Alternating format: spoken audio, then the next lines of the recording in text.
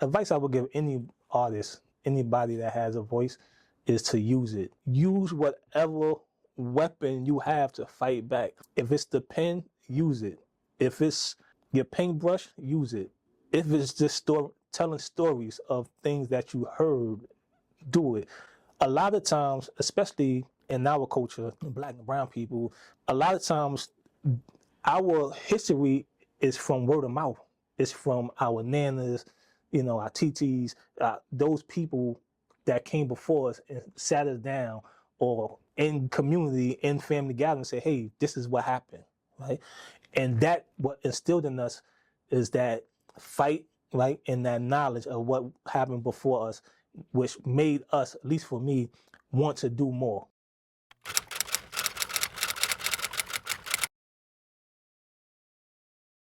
It comes back to who you are and what is important to you.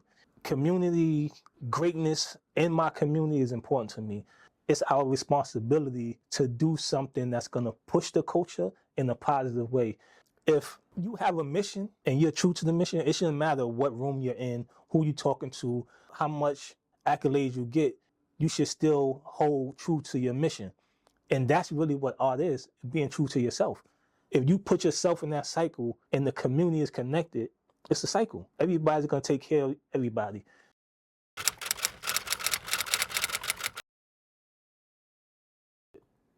It always comes from my life experiences. It's always rooted from truth, and it's my truth. If it's something I didn't live through, it's something I seen that I was around, something that I witnessed. So a lot of my pieces start from there. Usually it's start from a thought, something I seen on TV, something I went through. Really being conscious about what I was writing and where I wanted to go with the writing, it made me start talking about conscious things, making me talk about what's going on in the community, what's going on around the world. There's some little Black boy, some little brown girl that's trying to get somewhere and is facing barriers. I want to put a spotlight on that. How can I put a spotlight on that? What's my vehicle?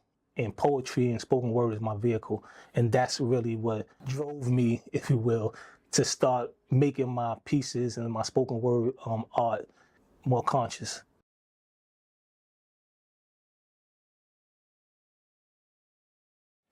Respectfully, keep your rest in peace t-shirts and candlelight visuals that are so commonly distributed to our fallen people.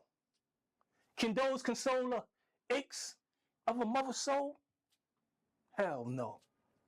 Of course not. But we continue to pray and hope that it stops. But after the shots, they call 911. They like, what's the emergency? They like, there was a shooting. They like, did you say someone was shot? Then I'm like, nah, someone was murdered. Their dreams and aspirations killed. Family turned mourners and pallbearers. Daughters cannot dance with their fathers again. Mothers full of anguish, her body shaking. She shivers, even though her son's body is the one that's cold. Her stomach aching to the very pit. Her temples are pounding, her world spinning. She becomes nauseous and she vomits. You damn right it's vivid. I'm trying to paint you a picture.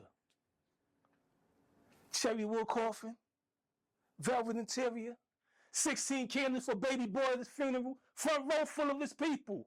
Cousin Hope, Aunt June, little Donnie crying his eyes out like, Daddy! Get up! As sobs hum in the air, tears fall in the cup hands. Preachers preaching one godly sermon, Romans 8:38. For I am convinced, neither death nor life, neither angels nor demons can separate us from the love of God, before the love of God. Why you keep letting our babies get taken? We go to dine in and get taken out for a whip, some drip, or anything nice. Should not be an invite to take a man's life. But I get it. With one click, the power shift, 11 to 7 graveyard shift. Now you see that man? He worked hard for it. What gives one the right to take it. But here come the red lights and the blue lights and the brown shell cases covered by white cups. I'm talking about yellow tape wrapped around blue barricades. I'm talking about colors. Colors. From LA street banging to New York clout chasing. Is usually the demise of our youngins who don't expect to live long, so they don't respect life. But this ain't no web series. But they continue to upload the dirt to YouTube and live stream the repass. And we literally laugh in the face of death. And you ask how so? We celebrate the loss of a loved one, eating soul food over someone's lost soul. We are from where a petty argument can turn into burial costs. We are the richest culture, but the poorest people. Learn to raise a gun before we raise our sons. Pouring out lick at the gravesite.